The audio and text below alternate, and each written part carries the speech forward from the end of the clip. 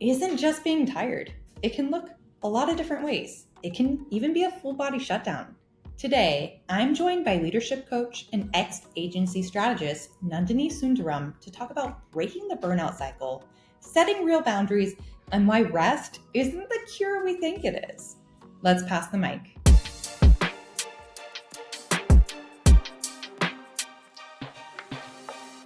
Hey everyone, welcome to the ClearVoice mic, short for Marketers in Conversation. I'm Taylor Moon, Director of Content here at ClearVoice, and today I'm joined by Nandhini Sundaram.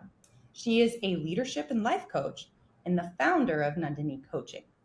We're going to pass the mic on over to her today and see where the conversation takes us. Hey Nandhini. Hey Taylor, how are you? I'm good, and you? Good. I want to preface and say that I'm super excited for this episode, for this recording, just because it is unlike what we've done previously on CV Mike.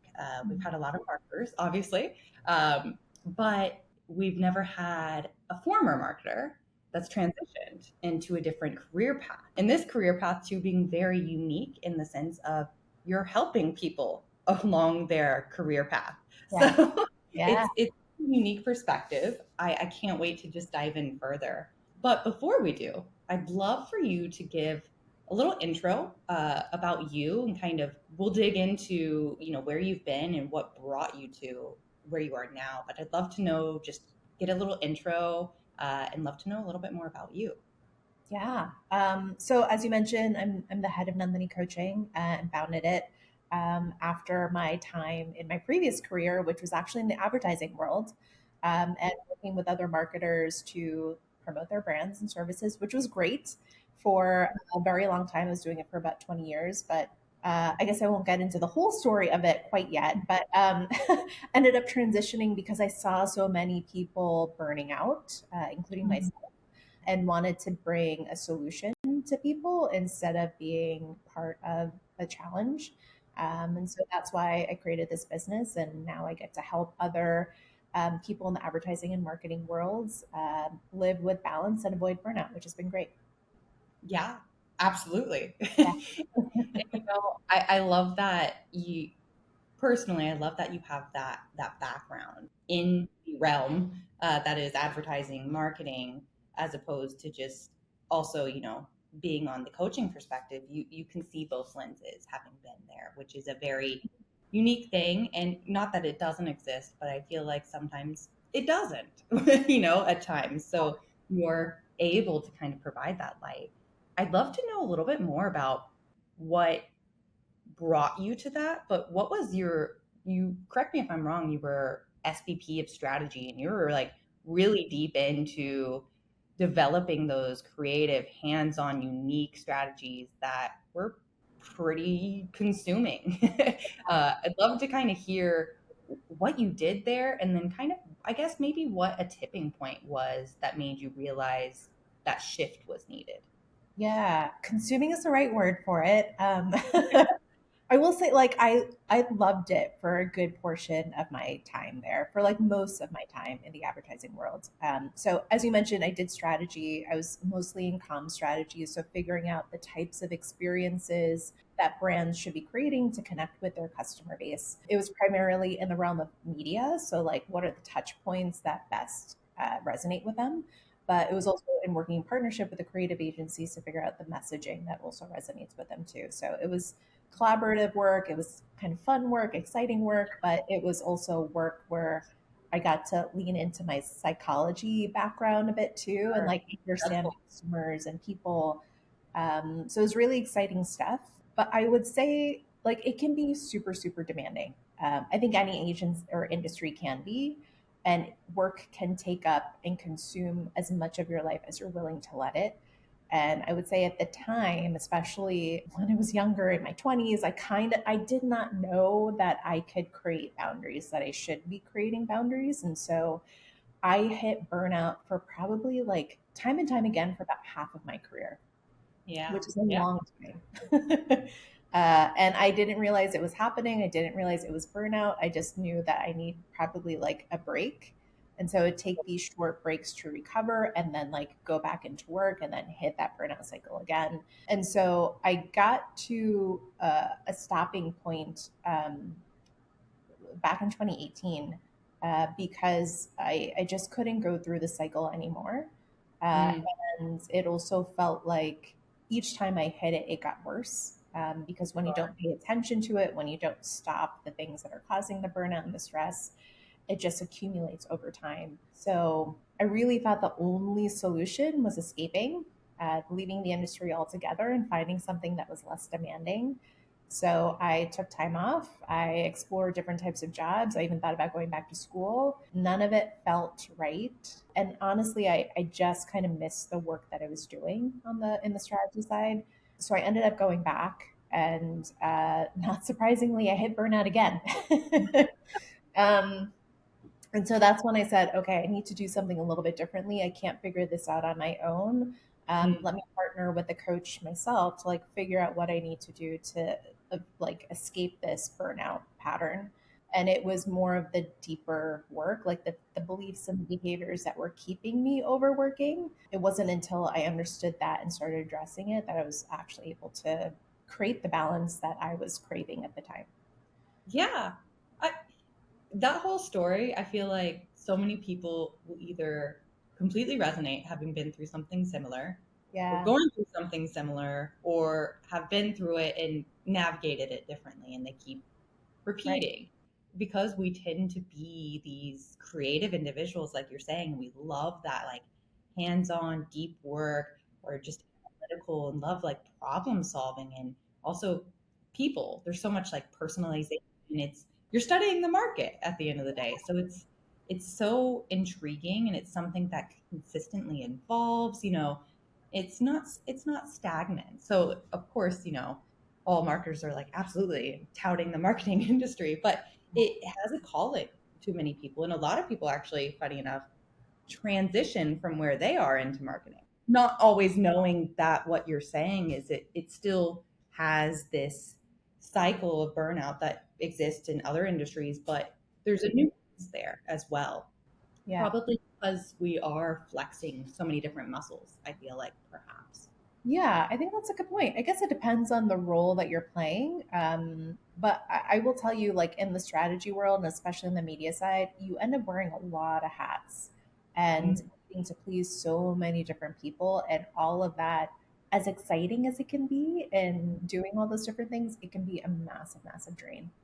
Yeah, absolutely. And I think what's interesting is I feel like maybe sometimes there's this negative connotation or of like laziness or you're not just trying hard enough or but really understanding what you define burnout as. What does it really look like? And particularly I guess within the marketing agency context, if you will. Not just feeling tired or bored or how you show up perhaps mentally, physically, creatively, but what does it actually look like? Yeah. I'd love your perspective on that.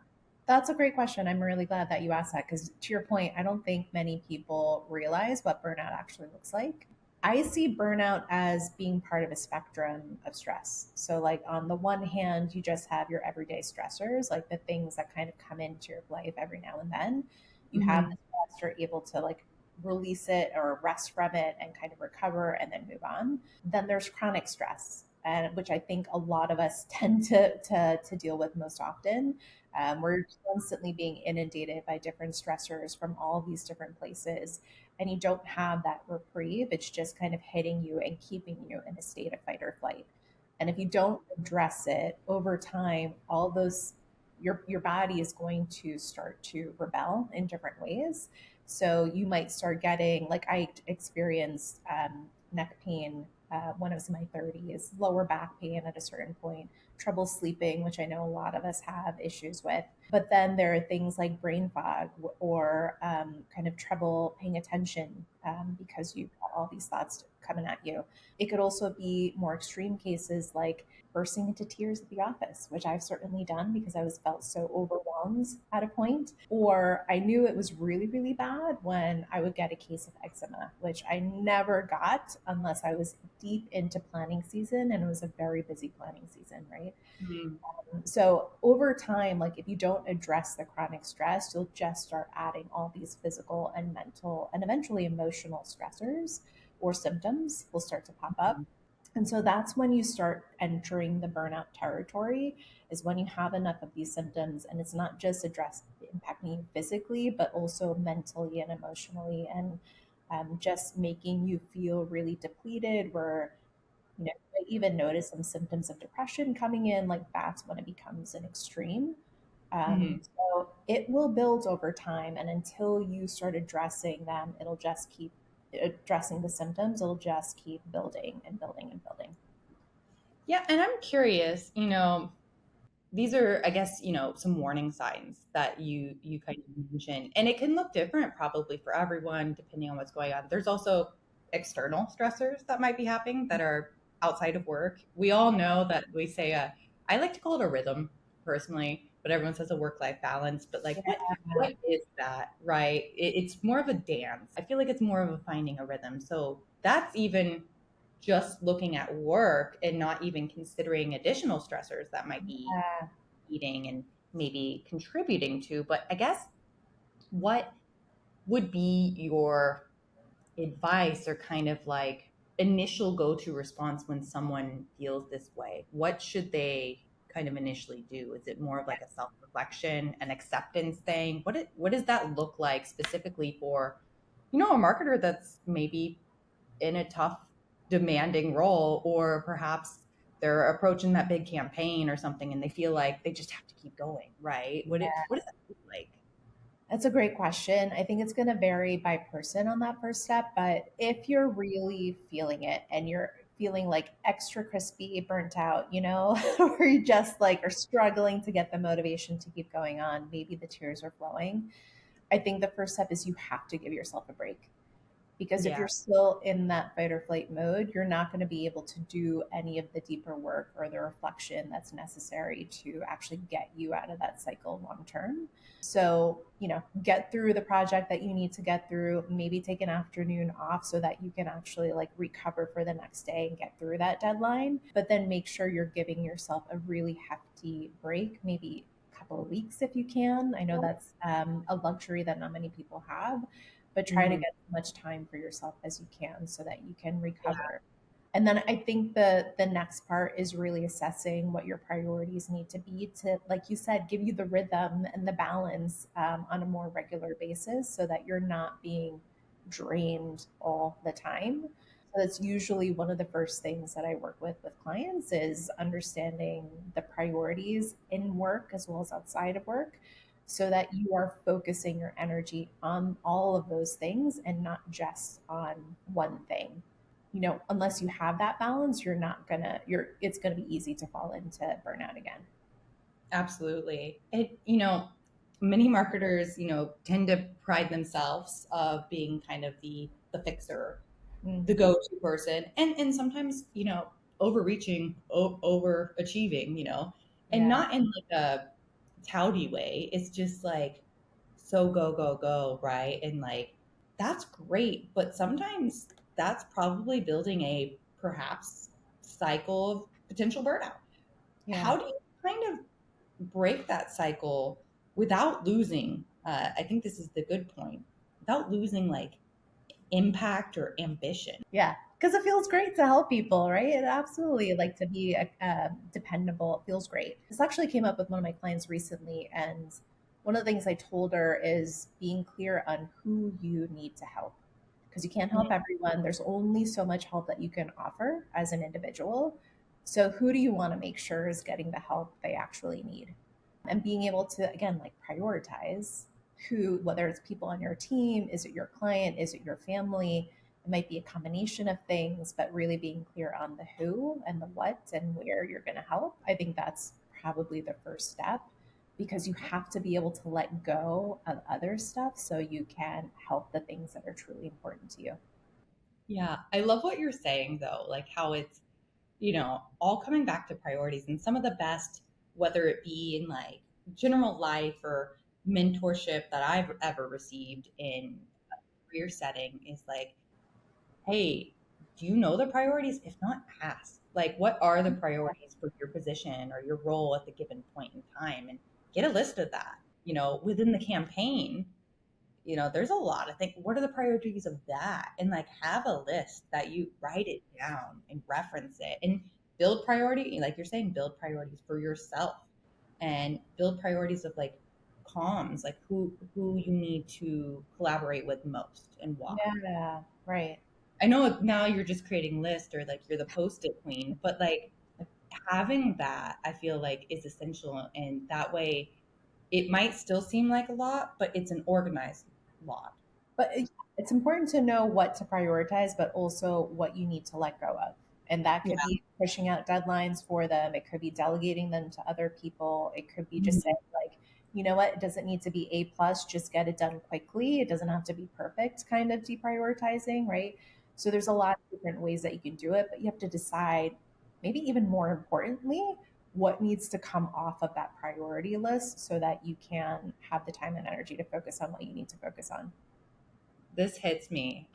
So I'll share a little tidbit. So our company did it's called a Lumina Spark, but it was essentially a test to see how we are individually, but also how we are at work and how we can better collaborate with those in our positions. And something that came up for me, and a lot of it, I was like, check, check, checks out.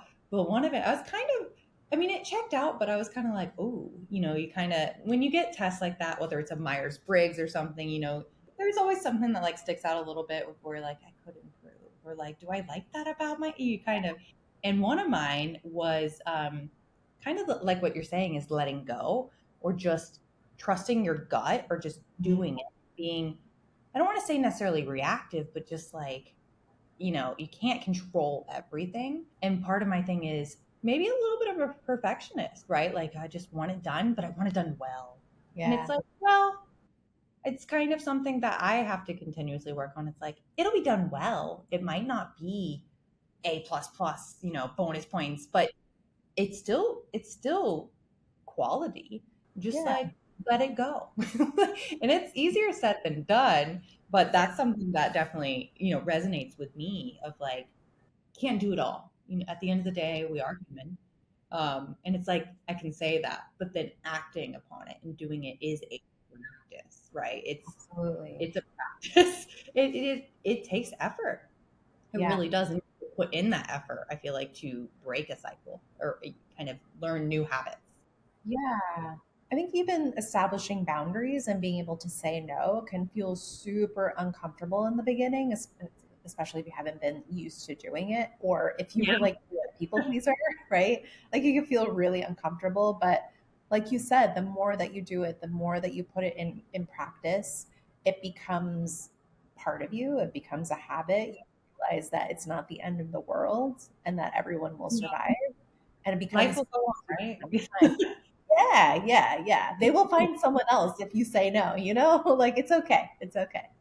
Yeah, I think that's a hard thing at times. Like it is the just phrase of easier said than done. Right. I think it might be hard, and I'd love to hear your perspective, your advice on this of like someone that loves what they do, but they find themselves maybe depleted or depleting and kind of they're maybe constantly being drained. Like what's your advice for that? I know that's a very broad question, but like most of us are in what we do because we enjoy it, right? Mhm. Mhm. Some of us love it. Like it Yeah. is our passion, but it also it can be depleting. Yeah. So there's a couple of things that I'd probably look at. The first is, like you mentioned, or maybe I mentioned, it's about having balance. But it's not just work-life balance, although that's really important. and making sure that you've got other things outside of work that kind of fill your cup. But I also think of it as like a self other balance. Like if you're not doing what you need to do to be at your best, then you're not going to be able to serve others in the way that you want to serve them. And that could be in the workplace, it could be in your family life or your personal relationships, whatever it is. But if you can't be your best and do what you need to do to be your best and feel your best, then you're not going to be able to serve others. And it's got to be that balance that kind of keeps you going. At least from my perspective, it's definitely helped me. So I think that's one is just making sure that you've got proper balance between everything. And then the second, which can also be a drain, and I've definitely experienced this, is not having enough reward from the work that you're doing. And reward could be a lot of different things. It's not just monetary, but it could be learning new skills and growing in different ways. It could be interacting with people that you really care about and have fun with, and building community. It could be doing meaningful work and things that kind of align with your interests or helping the community, right? Yeah. There's a lot of different ways that you can receive reward. And so, like, when I was early in my career, I felt like I was getting so much from it. I was learning new things. I had new experiences. I was working with great people, right? Like it was all so positive and I was getting a lot from it, despite all the work that I was going into it. But after a certain point, you're not learning as much. Maybe the experiences aren't as new. Maybe it just kind of feels like the same old thing over and over again. And I find this with a lot of clients too. They often say they're just not learning or growing enough in their job anymore. And so you have to be ready to find what that next reward is if it's changed or if it's gone away from what it used to be. I I love that perspective. I kind of want to pick at it a little more. Yeah. Do you find that sometimes perhaps that reward, it might be a coaching or a mindset perspective shift within you of like, well, that reward, like you're saying, isn't monetary. What else can it be? Have you Mhm. asked for that? Have you kind of tried to initiate that on your own, or are you just waiting for it to come? Like, is that part of it as well? Yeah, yeah. I think people expect things to just happen for them, like their bosses should just know what they should be learning and growing in, or what they Yeah. need, just like naturally give it to them. But no, if you're realizing that there's a gap, you have to ask for what you need. You can't expect other people to just do it for you or to fill the gap or to know that there is a gap. But to your point on perspective, it could just be a matter of kind of changing your perspective and what you focus on at work. As an example, I was working with a client who was just really feeling depleted in the advertising world. And what she realized is one of the things that really motivates her is creating a positive experience for other people, like making things easier for others. So she applied that perspective, like that's what her day was focused on. That's what she started prioritizing is how do I make things better for my team so that they can do a better job on the work that they need to do, right? And it gave her a little bit more reward than she was receiving before. I love that, like streamlined process, whatever it might look like. But Mhm. that reward is something where you can talk to your team and being like, hey, is this running smoothly? And collaborate with them and find something that works. And it's Yeah, before perhaps you're just kind of going and it's like, just kind of like along for the ride. But, sometimes taking it in your own hands and figuring out like, what do you want to solve something for someone, and it might not be directive to, like you're saying, a campaign or in result, it might be internal, or it might be something, you know totally different than what you would typically think as a reward. yeah, Yeah. right. And you also have talked a little bit about recovery in your intake specifically. You definitely said that rest and vacations aren't enough. Um, and I mean, I think we could sometimes. I don't know about anyone else, but sometimes I need a vacation from vacation. Like, Hmm. after you've ever experienced that, I feel like I can't be alone. I mean, it Yeah, depends. If you got kids, sometimes the vacation's not really for you. It kind of it yeah. varies. But you know, what is enough? What does real recovery look like? And I'm sure it's dependent on the individual and what's going on, but especially for someone also that might not be able to afford to step away from Mhm. I think to your point, rest is going to look a little bit different to each person. But my perspective on rest is it's not a solution to burnout. It is just something that we all need as humans to live and to thrive, and to like see it as something like, oh, I deserve a break. Like, no, just like you just should be taking a break. It's just part of life. Even robots take breaks, right? Like when they upgrade, they shut down for a bit so that they can kind of grow and That's a good point. right? Like everything I'm very requires sure. a break and Like, rest. Absolutely. But I think like a lot of people, and especially a lot of people that I work with, only see breaks as vacation time, mm, and rest as vacation time, which maybe they're not even taking enough of. Some of them haven't even taken a vacation this year yet, right? So yeah, there's like one aspect of just making sure that you have plenty of vacation time, but there's also taking breaks throughout the day. We do so much in a given day, especially when you're working in the corporate world, like nonstop meetings. There are pings and dings on the side from your text messages and from Slack and your emails. Like, yeah. yeah, you're like also working on a presentation and multitasking while you're trying to pay attention to this meeting. It's just like so much crammed into a day. And then how often do you hear people not having time to get food in the middle of the workday, or to even go to the restroom, or like get water in the middle of the day, right? Like it's just jam packed. And so I get it. Like those are the schedules, but you can create the time and the space and those mini breaks that you need to pull yourself out. So a few of the things that I would suggest is one, don't do multitasking anymore. Really focus on one thing at a time. If you feel like you can and should be multitasking in a meeting, maybe you shouldn't be in that meeting. Maybe Yeah. there's some meetings that you can shift to another person or have them take notes and like talk about how you can support them afterwards. But like maybe you don't have to be in every meeting. Try to schedule breaks throughout the day, like at least one 10-minute break or 5-minute break, however long you can do it every 2 hours, because there's even science that shows our brains work better when we take a break every 90 minutes or so. And then also creating boundaries on like when you're going to check in on things. So instead of paying attention to every text message or a Slack message or email that comes through whenever it comes through, like maybe dedicate 20-minute time slots where you're going to check in on things and stay focused on that one thing Yeah. instead of trying to do it all the time. I think what's interesting is I've recently kind of over the past few years discovered boundaries, but more so the like definition of what a boundary is. And Mm. you kind of verbalized it, but I want to restate and hear if you feel similarly of like a lot of people might have a perspective that a boundary is something you set up to tell people what not to do. But really, I feel like a boundary is something you set within yourself of Mhm. like, I am or am not, like, this is my limit. It's not something you're putting upon someone else, but you're setting within yourself. And it might become a conversation with someone down the road, Yeah. but generally it's for you.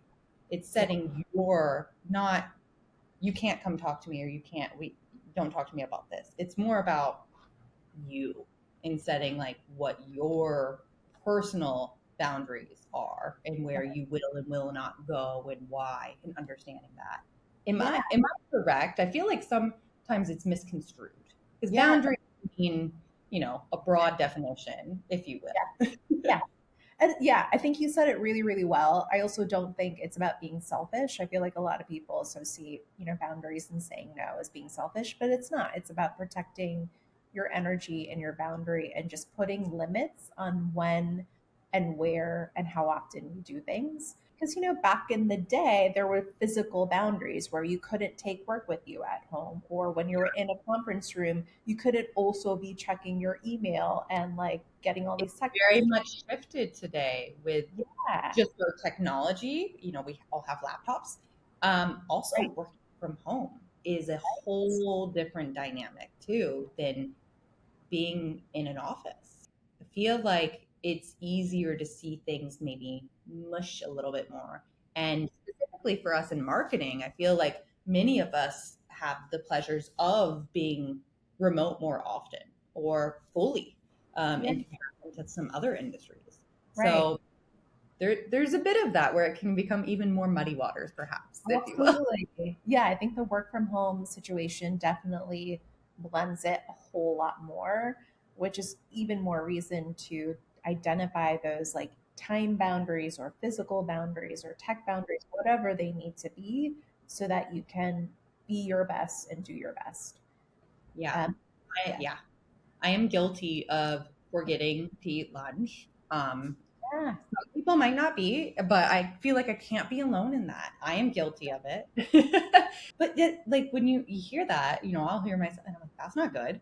I obviously am doing great work. Like I could still eat lunch. What am I doing? There's like something to be said about like being in the zone and just not realizing that you're hungry versus, oh my God, there's so much to do and there's so many meetings to go to. I just don't have time for it. Which I think a That's a lot good of, point. yeah, yeah, I tend to go in the zone quite a bit, but I think a boundary within myself I probably need to set. yeah, Maybe it is a physical alarm to be like, go eat lunch at this time, or right. a calendar invite for myself, right? Like, this is your lunch break. Go. Yeah. And actually, on that note of calendar invites, even when it comes to like events or things that I want to do outside of work to prevent me from overworking or working late, I will schedule things at 6 o'clock or 7 o'clock so that I know, like, even if it's, I'm gonna do the laundry tonight, like those things I will schedule because, like, oh no, I can't stay in work because I got to do this other thing that's maybe Yeah, just as important to get done. I feel that. For me, I call them brain breaks sometimes, kind of what you're saying, like every 90 minutes. And I love that the thing is, there's scientific studies, just like what you're saying here, behind all of it. Sometimes for me, it's a walk. Sometimes for me, it's uh, honestly just like going outside and not doing anything, but just like Yeah. physically, I like went and just stood outside for like a minute or two. What do your breaks kind of look like? I'd love to hear. So when I was in the office and still in advertising, I did not take as many breaks as I should have. I will admit that. But like when I was taking a break, it was like you said, going outside. I worked in the city, so like it was nice to just walk around the block and get some sunshine, some fresh air. Mhm. um, Chit chat with people on the team. I think that's a great way to release as well. But now I will take moments to meditate sometimes or like deep breathe for a few minutes, especially in between coaching sessions, or take a nice walk outside or sit on the roof or even just like eating a snack without doing anything else, which Yeah. is so simple, but like just paying attention to that task of eating something isn't something just enough of a break. Yeah. No, for me, it's usually anything from Trader Joe's. So Yeah. that's my go-to.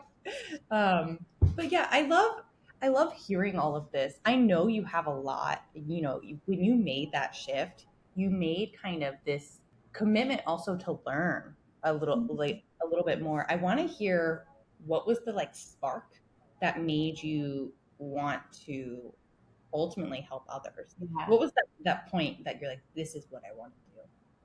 I think there's probably two things that are tied to it. I think first is just having the balance and the space for myself, like not being inundated with work, maybe start noticing things that weren't working for me anymore. Like, I just didn't feel as much excitement. I felt more like when I thought about work, it just felt kind of abrasive to my core. I don't know how else to explain it, but just noticing how I felt when I was at work was a sign that something needed to change. But also, someone really close to me happened to pass away from cancer, and he was only 5 years older than I was at the Wow. time. Yeah. And that, I think, in and of itself, gives you a different perspective of how do you want to use your time on this earth. Um, Yeah.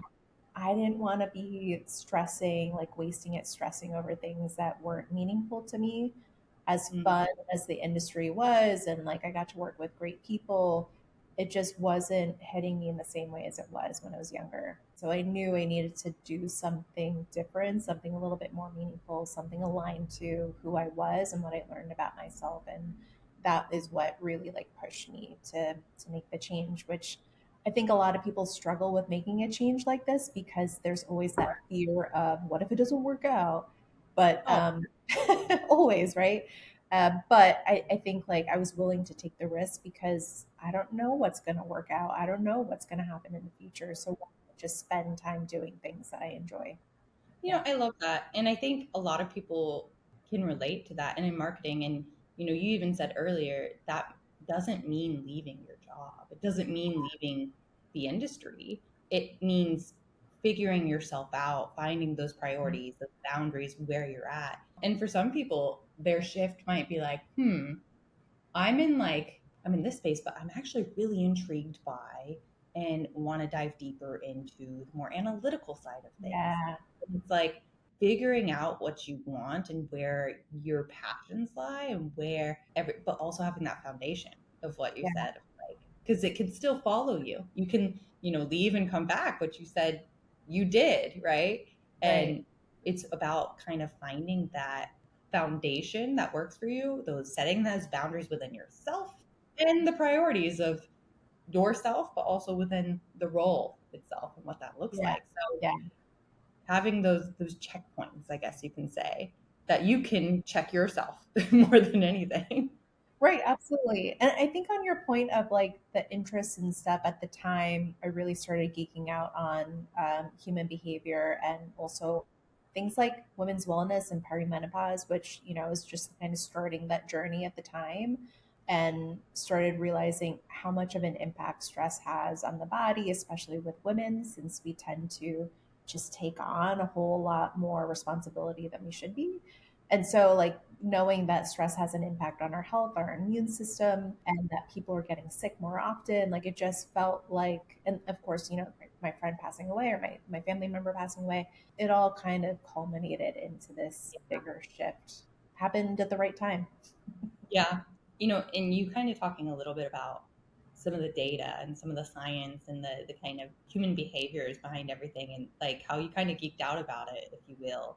That's where you're like, oh, I really enjoy this stuff. I'd love to kind of hear, a little bit more about it holistically. I think for those folks that maybe are a little more like geeky and they want to hear the stats and stuff, that's something. But you mentioned kind of the differences between male and female. Obviously, there's anomalies, everything, but generally speaking, like how burnout impacts us differently, and maybe even more specifically in marketing roles Mm. and maybe even in leadership roles or people that have dual kind of caregiving positions too. I'd love to kind of just how it impacts maybe more broadly of what those kind of segments or demographics might look like. Yeah, for sure. I think the one stat that really stood out to me and kind of started this whole transition was that of people who have an autoimmune condition, about 80% of them are women. And if Mm, you're not familiar with autoimmune conditions, it's a pretty wide variety of them, but things like eczema, like I mentioned, but also Alzheimer's disease and lupus and even diabetes kind of falls in that camp too. And so when you think about it, like women being 80% of those people, there must be something that we're not doing right for ourselves to be felt to be like so disproportionately high in that realm. And there's no definitive answer, but one of the theories is that it's because of the additional stress that women are experiencing. Even research kind of tracking stress levels, women are more likely to feel more stressed, but we also tend to take on more responsibilities. You mentioned caregiving and caretaking, but even in the workplace, like we're more likely to try to prove ourselves and take on more responsibilities to do that. We might put more pressure on ourselves to do things perfectly, like you mentioned earlier too, and perfectionism. More likely to be saying yes and people pleasing, right? And so all of this additional stress and pressure that we put on ourselves, it's not helping us.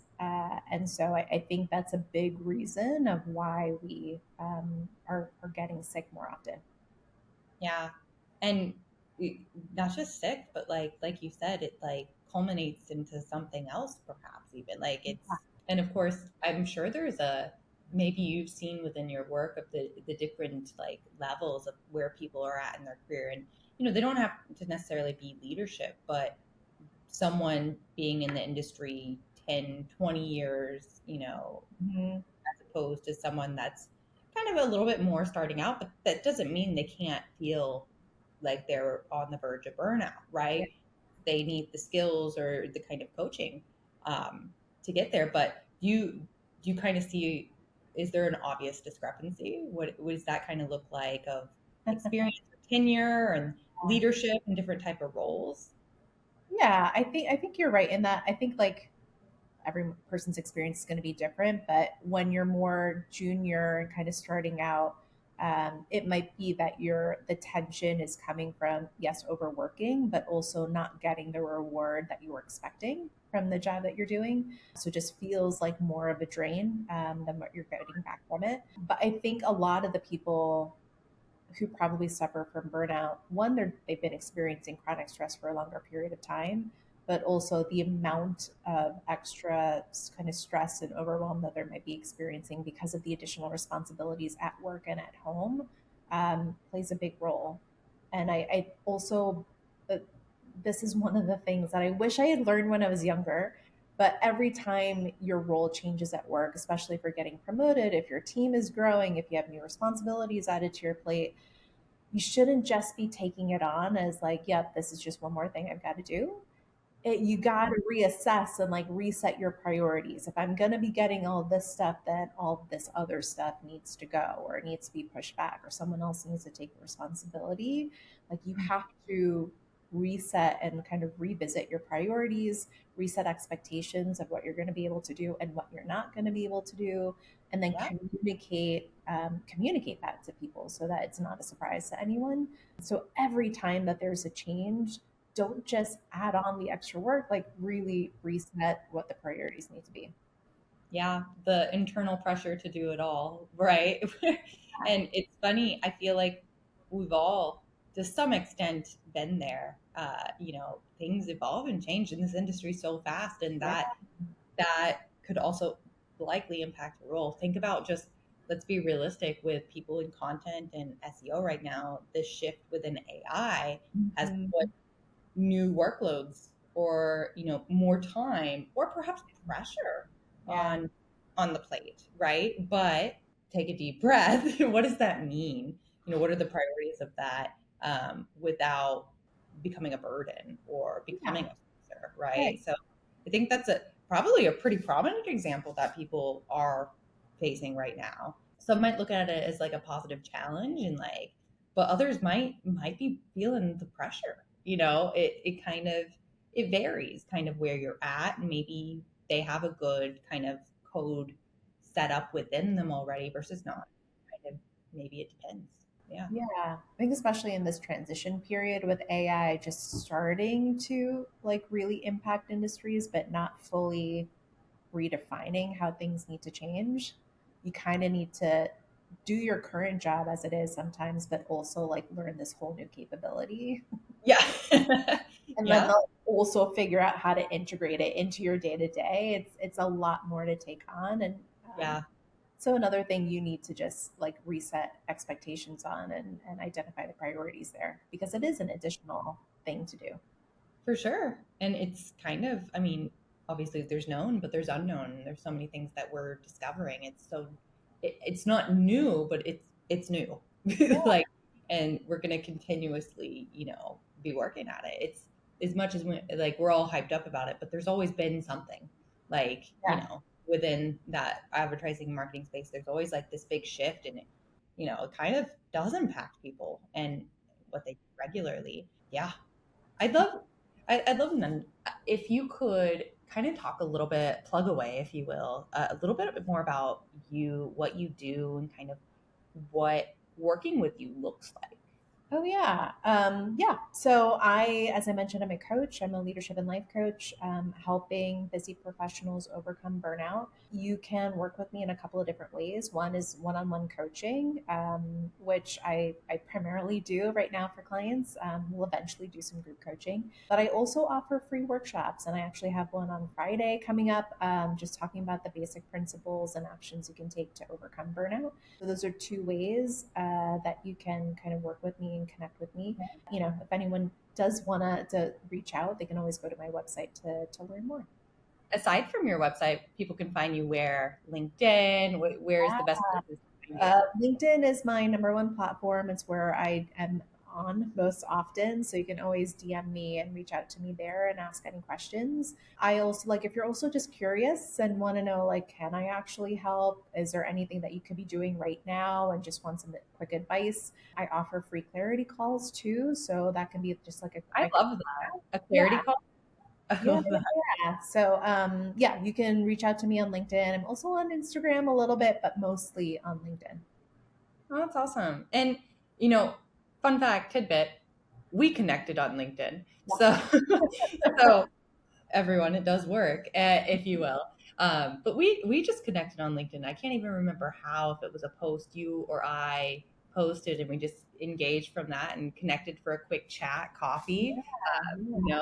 and seeing what you're doing and where you kind of come from is amazing. And I think, not to kind of, you know, yes, I'm shouting you out, but to have someone that's come from the industry too, that you're within, and kind of having that understanding too of the ask, right, and what it looks like. I Absolutely. that really stuck out when we connected, and that's kind of why I was like, we should get Nandini on CV Mike, because it would just be so unique, a different perspective, and a little bit of a break from talking shop of marketing too. Yeah, So yeah, sometimes we marketers need a break from talking marketing. So there you go. yeah. This is a perfect break for anyone throughout their day. Just like, if you need a break from something, you can check out this podcast. Yeah, I Um, love it. Well, thank you so much for joining us. Maybe we can get you back on later. Would love to just reconnect, but you're available if anyone needs you. yeah, absolutely. This was a blast. So thanks for having me, Taylor, and would love to come back again sometime soon. So you just let me know. But yeah, thanks for everything. Awesome.